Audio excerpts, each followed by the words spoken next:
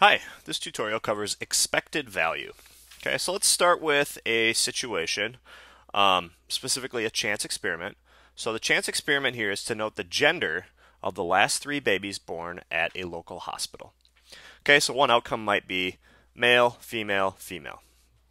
Okay, and what we're going to do is we're going to let the random variable x represent the number of girls among the 3 babies observed. Okay, so we're looking specifically for the number of girls.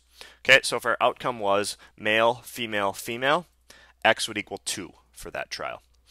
Okay, so now let's consider the discrete probability distribution of x.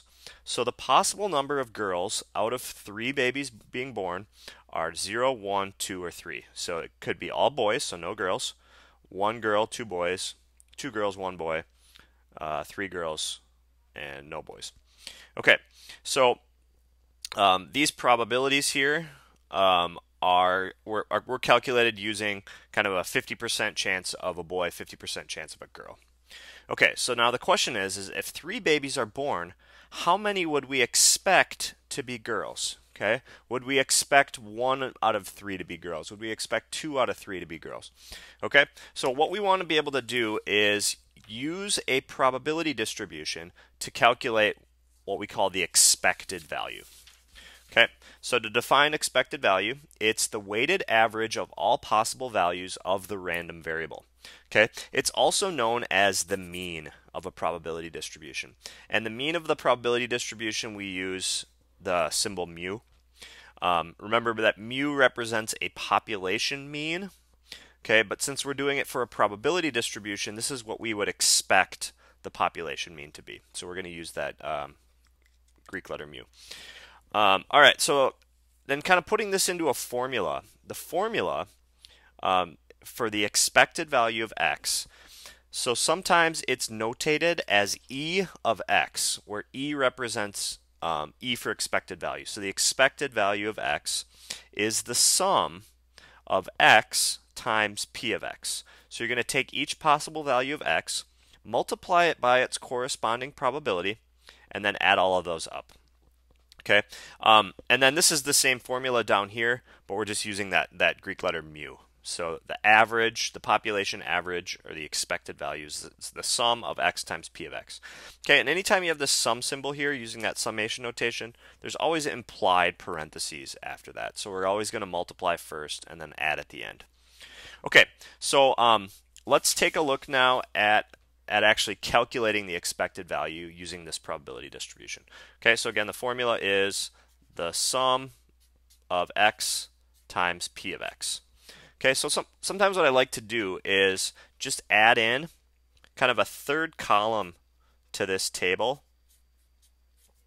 and then just write down the what x times p of x is, because all we're gonna do is multiply x times p of x, x times p of x, x times p of x. Okay, and let's do that on the calculator, and I'll write down the values as we go. So let's start with 0 times 0.125, okay, which is obviously 0. 0 times anything is 0, so I'm going to put a 0 here. Okay, my next one is 1 times 0.375. Okay, anything times 1 is itself, so that's going to be 0.375 there. Okay, the next one is going to be 2 times 0.375. Okay, and that ends up being 0.75. So that's what I'll put here. And the last one is 3 times 1.25. So 3 times, or sorry, not 0.125. Okay, and that's 0.375.